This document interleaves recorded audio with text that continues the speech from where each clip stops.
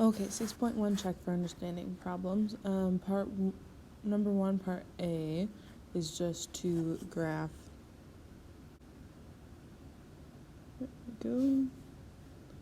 Put the arrows. And then we'll say about right here. Okay, so then we gotta graph the points. So A is negative 3, 3. B is 2, 4. C is 3, negative 1. And D is negative 2, negative 2. And then you can connect those if you want.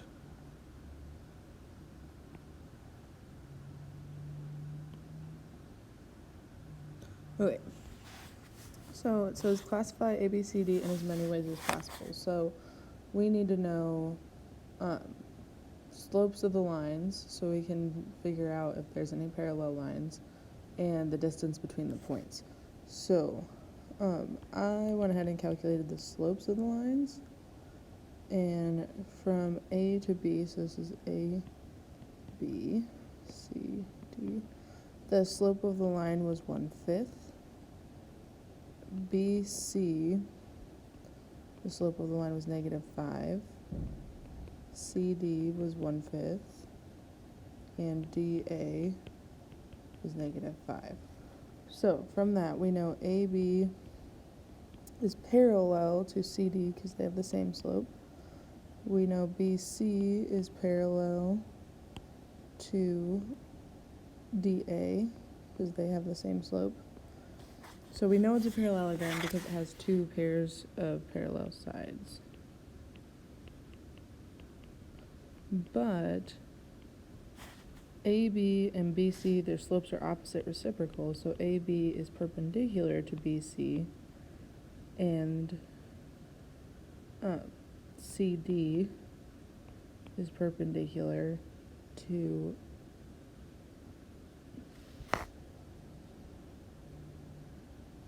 CD is perpendicular to DA, which means they form 90-degree angles. Now, a parallelogram with 4 right angles is a rectangle.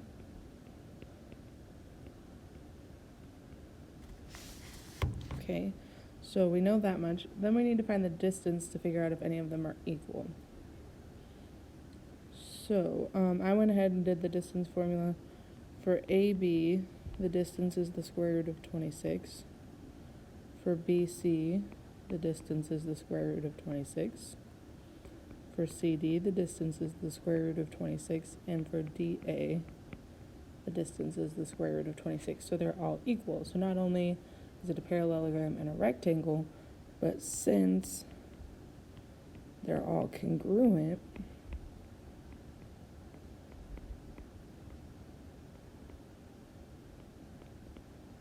that means that it's also a square. So we have parallelogram, rectangle, and square. Okay, part C says which gives the most information about ABCD, and that would be a square, because a parallelogram tells us it has two parallel sides, two pairs of parallel sides.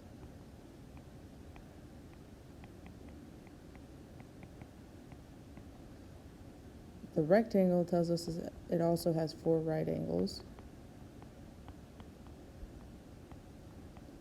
But the square says, hey, it has those two things and it has 4 congruent sides. So the square gives us the most information because it gives us 3 pieces of information. Okay, then number 2. It says to find the values of the variables in the rhombus. So, earlier I told you that the sides that are opposite each other are going to be equal. So 5a plus 4 equals 3a plus 8. And 3b plus 2 equals 4b minus 2. And we can solve those to find the variables. So I'm going to subtract 3a. 2a plus 4 equals 8. Subtract 4. 2a equals 4, and then divide by 2. A equals 2. Over here, I'm going to subtract 3b.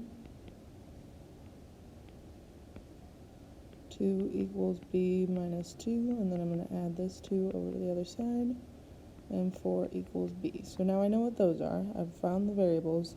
Now we need to find the lengths. Now, they told us it's a rhombus, so all the lengths are the same. So, if I do 3 times 2 plus 8, 3 times 2 is 6, plus 8 is 14. If I want to check it, I use this side, so now I'm going to go up here and use this side. So 3 times b is 4, plus 2. 3 times 4 is 12, plus 2 is 14, so we know the side lengths are for sure 14.